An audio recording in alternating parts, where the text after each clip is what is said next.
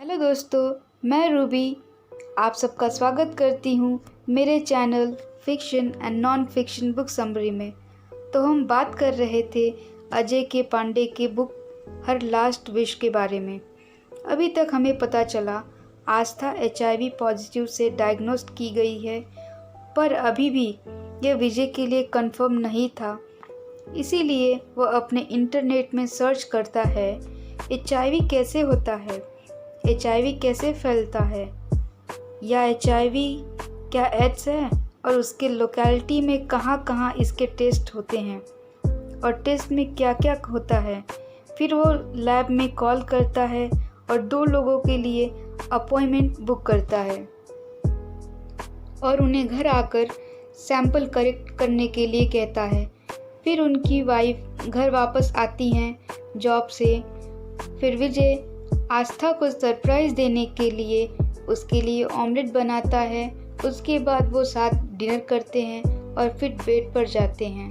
लेकिन अचानक विजय को याद आता है उसकी वाइफ HIV पॉजिटिव है और इस हालात में वो इंटरकोर्स नहीं कर सकते, जिसके लिए वो बहाना बनाता है। वो डॉक्टर के पास गया था और उन्हें यूरिनरी प्रॉब्लम है, जिसके कारण वो कुछ दिनों तक इंटीमेट नहीं हो सकते। फिर वह एक और झूठ बोलता है और कहता है उसने 10 लाख का इंश्योरेंस की है, जिसके कारण कुछ लोग कल उनका टेस्ट करने आएंगे।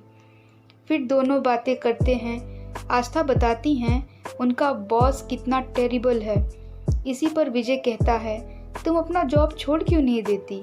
तो आस्था भी कहती हैं हाँ, मुझे भी अब जॉब बदल लेनी चाहिए। उस बात पर विजय कहता है मैं जॉब बदलने के लिए नहीं, जॉब छोड़ने की बात कह रहा हूँ। क्यों ना तुम अपना ड्रीम परस्यू करो। उस पर आस्था कहती हैं वो और सरगम, जो कि उसकी बेस्ट फ्रेंड होती हैं, उन दोनों का ड्रीम था एक्ट्रेस बनना।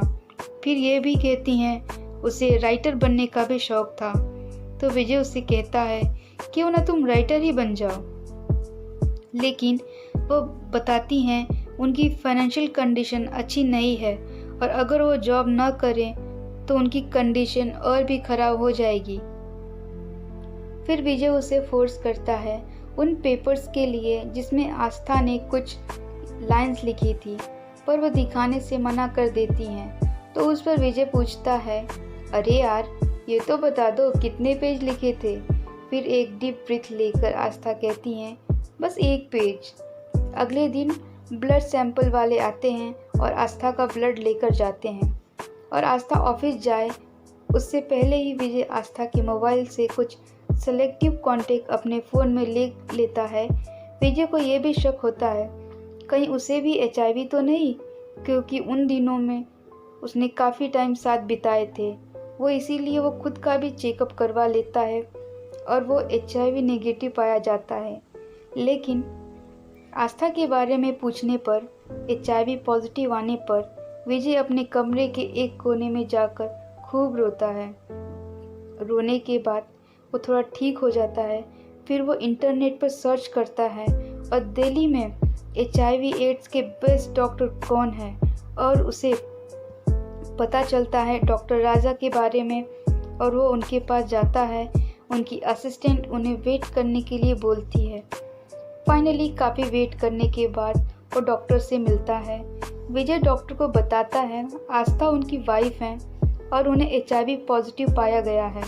और विजय आस्था की रिपोर्ट भी डॉक्टर को दिखाता है और पूछता है क्या इसका कोई क्योर है।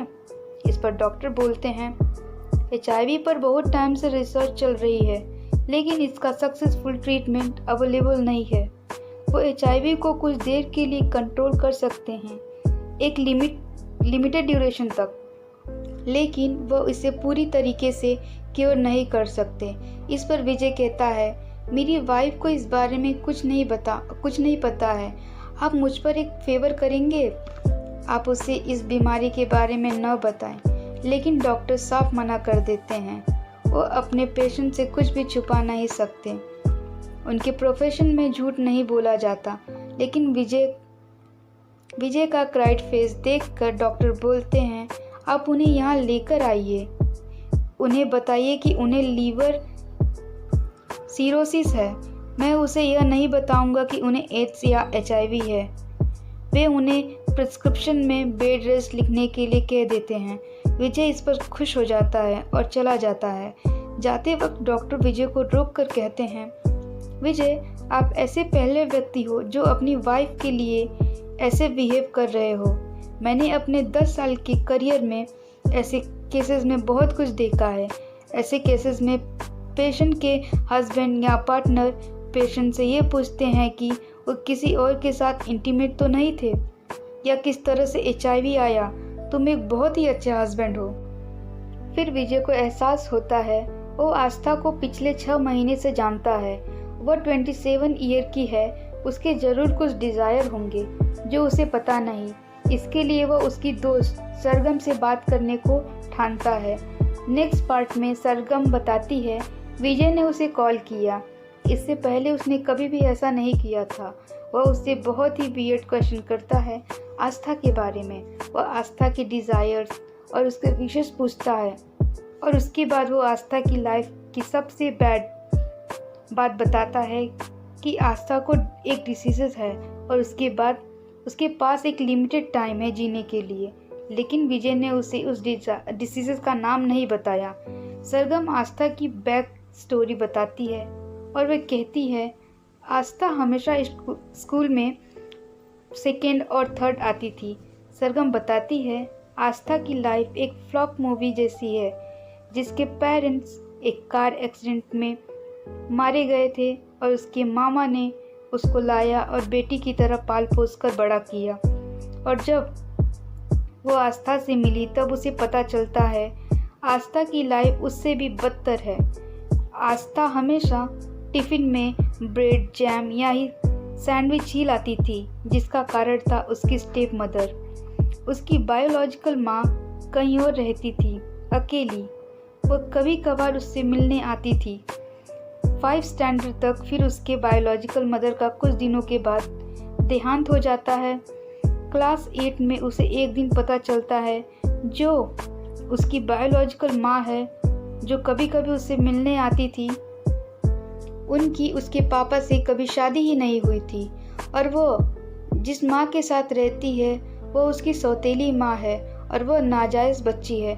कुछ समय बाद उसकी स्टेप मदर को बच्चा होता है और उनके बिहेवियर में काफ़ी बदलाव आने लगता है। सरगम ये भी बताती है आस्था बचपन से ही रिवेंजफुल गर्ल है। हमेशा बदला या किसी को भी फॉरगिव करने के इंटेंशन में नहीं रहती है। जब उसकी बहन का बर्थडे अच्छे से सेलिब्रेट किया जाता था, उसका बिल्कुल भी नहीं, तभी उसने ठान रखी थी कि वो अपने बच्चों को बहुत अच्छे से पालेगी और उन्हें हर तरीके से खुश रखेगी। वह एक अच्छी माँ बनेगी, जो कुछ उसे नहीं मिला अपने बच्चों को प्रोवाइड करेगी। वो बताती है आस्था की लाइफ इतनी भी बुरी नहीं थी जब वो डैनियल से प्यार करने लगी, जो कि कॉलेज का टॉपर था। आस्था का ड्रीम था रिच और फेमस होना, जो कि डैनियल से ही पूरा होने वाला था, क्योंकि वो उसे एक्सपेंसिव गिफ्ट देता था। यहाँ तक उसने उसके लास्ट ईयर की फ़ी भी खुद भरी थी। वह बताती है आस्था एक बड़ी सेलिब्रिटी बनना चाहती थी, एक सुपरस्टार जैसे सलमान खान से शादी करना चाहती थी। उसे मर्सिडीज खरीदने का शौक था। ग्रेजुएशन के बाद डैनियल एजुकेशन के लिए USA चला गया और उस दिन उसके फ्लाइट के पहले वो दोनों खूब रोए। डैनियल USA चला गया और यहाँ आस्था ने बैंक एग्ज़ाम क्लियर करके एक जॉब करने लगी एक्सिस बैंक में। फिर एक दिन डैनियल ने आस्था से रिक्वेस्ट किया कि वह 2 लाख रुपीज़ का लोन पापा को एक्सटेंड करवा दे, जिससे वह अपनी माँ की ट्रीटमेंट कर सके। लेकिन उसी दिन उनकी लाइफ का सब कुछ चेंज हो जाता है। उस दिन डैनियल के पापा आस्था से मिले और डैनियल से सारे रिश्ते तोड़ने के लिए कहा। उनका most probably reason anti Hindu mindset ही होगा। उस दिन आस्था सरगम के घर आई और खूब ड्रिंक की। उसने अपना माइंडसेट बना ही लिया था डैनियल से ब्रेकअप करने का। तभी सरगम ने आस्था को आइडिया दिया कि वह एक लिस्ट बनाए जिसमें वह लिखे वह अपनी लाइफ में क्या क्या करना चाहती है मरने से पहले। लेकिन यह लिस्ट उसने सरगम को भी नहीं दिखाई। फिर एक दिन विजय के घर से आस्था के लिए मैरिज प्रपोजल आया जो कि उसने पहले रिजेक्ट कर दिया था, लेकिन उसके पापा के गुजर जाने के बाद उसके पास अपना कुछ भी नहीं था और उसकी सौतेली माँ को झेलने से अच्छा उसने विजय से शादी करना सही समझा। और यहीं पर यह चैप्टर ख़त्म हो जाता है और सच में इसके बाद ही सारे ट्विस्ट एंड टर्न शुरू होते हैं। आगे की स्टोरी में बताया गया है किस तरह विजय आस्था के ड्रीम को फुलफिल करता है और आस्था के क्या ड्रीम थे वो इसके बाद वाले चैप्टर में बताया गया है।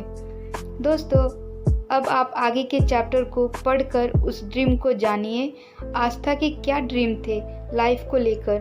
बाकी सस्पेंस आप लोगों को बुक पढ़ने के बाद ही पता चलेगी। थैंक यू दोस्तों।